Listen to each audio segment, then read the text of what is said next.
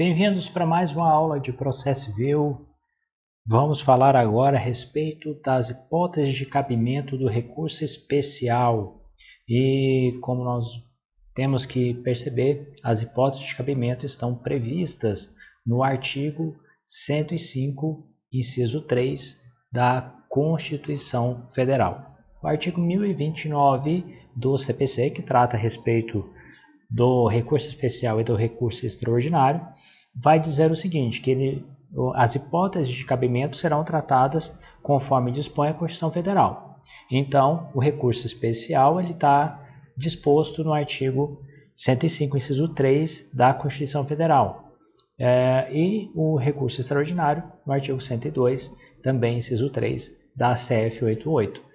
E quando você fala a respeito do recurso extraordinário, recurso especial, nós temos que lembrar que ele será dirigido para o presidente ou vice-presidente do tribunal recorrido. O artigo 105, inciso 3 da Constituição Federal, diz que a hipótese de cabimento do recurso especial ou compete ao STJ, julgar em recurso especial as causas decididas em única instância ou última instância pelos tribunais regionais federais ou pelos tribunais dos estados ou Distrito Federal e Territórios, quando a decisão recorrida. Aí ele vai trazer os incisos em que vai estipular mais situações, ou melhor dizendo, situações mais específicas sobre a hipótese de cabimento do recurso especial. Só para fixar, recurso especial é julgado pelo STJ. Tudo bem? Então, quando nós tratamos a respeito do cabimento e das situações que cabem recurso especial, o inciso 3 ele vai dizer o seguinte, que vai caber recurso especial, inciso 3, a linha A, quando a decisão recorrida, obviamente, contrariar tratado ou lei federal ou negar-lhes vigência. Quando se trata a respeito de lei federal, quer dizer que é toda lei editada pela União. Toda lei editada pela União, portanto, é uma lei federal. Ou seja, então você tem que prestar bastante atenção e tem que lembrar o seguinte, como uma observação. Não vai caber recurso especial contra portarias, contra regimento interno, contra resoluções. Tá? Só vai caber o recurso especial quando a decisão contrariar ou então negar vigência à lei federal. O legislador, já vou comentar esse detalhe com vocês agora. Quando fala assim, contrariar tratado ou lei federal, quer dizer que o legislador quis deixar uma expressão bem ampla, porque quer dizer toda e qualquer aplicação tida como errônea, tá, da lei federal ou do tratado. Em relação ao tratado, nós temos que observar o seguinte, olha, esse tratado necessariamente ele tem que ter sido ratificado para ser considerado como norma infraconstitucional. Até porque nós sabemos que o recurso especial ele vai tratar de situações sobre aplicação errônea ou interpretação errônea de lei infraconstitucional, tá bom? E só um detalhe também, quando fala lá no inciso 3, que vai caber recurso especial das causas decididas em única instância ou em última instância pelos tribunais regionais federais ou pelos tribunais de justiça, também tem que incluir o Tribunal Regional Eleitoral, tá certo? Só para fazer esse adendo aí, para ficar mais completo o entendimento a respeito desse tema. Esse tema é um tema realmente peculiar, é um tema que merece todo um purismo para ser tratado a respeito dele. Então, quanto mais detalhes, melhor para poder fixar na memória. Já a linha B do inciso 3 vai falar que cabe recurso especial quando a decisão recorrida, obviamente, julgar válido ato de governo local contestado em face de lei federal. Olha, por governo local, nós vamos entender o governo municipal e o governo estadual. Então eu quero que você imagine o seguinte, que o governo municipal ou estadual editou algum ato e esse ato ele foi confrontado com alguma lei federal.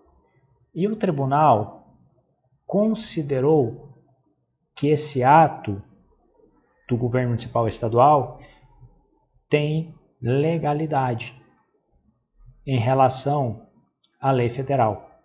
Então, ou seja, é a mesma coisa dizer o seguinte, que o ato do governo local ele vai sobressair a lei federal, tá certo? Então, nesse caso, lembrando, o Tribunal de Justiça, Tribunal Regional Federal, o Tribunal Regional Eleitoral, ele julgará como legal ou válido o ato do governo municipal ou estadual quando comparado a uma lei federal.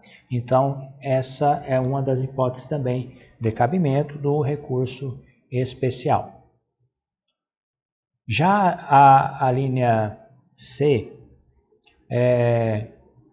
vai trazer o seguinte, quando o acórdão recorrido, quando a decisão recorrida der à lei federal interpretação divergente da que haja atribuído outro tribunal.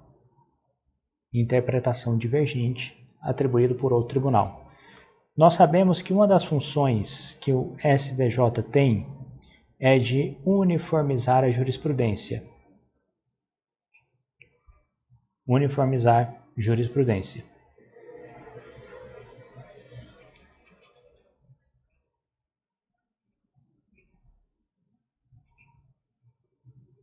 Então, o que vai acontecer no caso da linha C?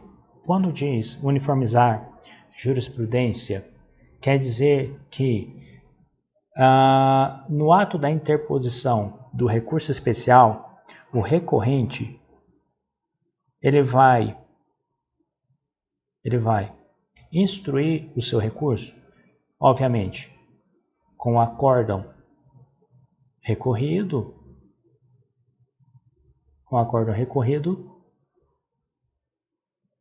e com o acórdão paradigma. Ou seja, ele vai demonstrar nesse acórdão paradigma onde está a divergência em relação ao acórdão recorrido. Então, para que haja essa possibilidade de interposição quando houver divergência por outro tribunal, tem que demonstrar onde está a divergência entre um acórdão e outro. Agora, algumas informações importantes.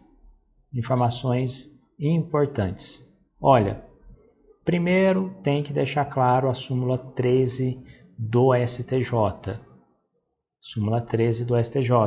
A súmula 13 vai dizer o seguinte, que não há divergência entre julgados do mesmo tribunal. Ou seja, vamos imaginar Tribunal de Justiça de São Paulo tem uma decisão e o recorrente também vai utilizar um outro acórdão do Tribunal de Justiça de São Paulo para tentar demonstrar a contradição, para demonstrar a divergência, melhor dizendo. Nesse caso, a súmula fala que não tem. Então, significa dizer o seguinte, que essa divergência ela tem que ser de tribunais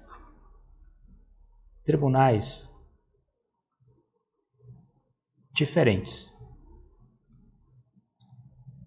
Então eu posso ter aqui Tribunal de Justiça, uma decisão do Tribunal de Justiça de São Paulo em relação ou contra uma decisão do Tribunal de Justiça do Rio de Janeiro, por exemplo. Eu posso usar o acórdão do TJRJ como paradigma. Eu posso também ter a demonstração de divergência de um Tribunal de Justiça em relação a um acórdão lá do Tribunal Regional Federal. Então eu não posso ter eu não posso ter e não considero divergência quando a decisão é do mesmo tribunal. Eu necessito ter divergência demonstrando que um tribunal decide de uma forma e outro tribunal decide de outra forma. Essa ideia de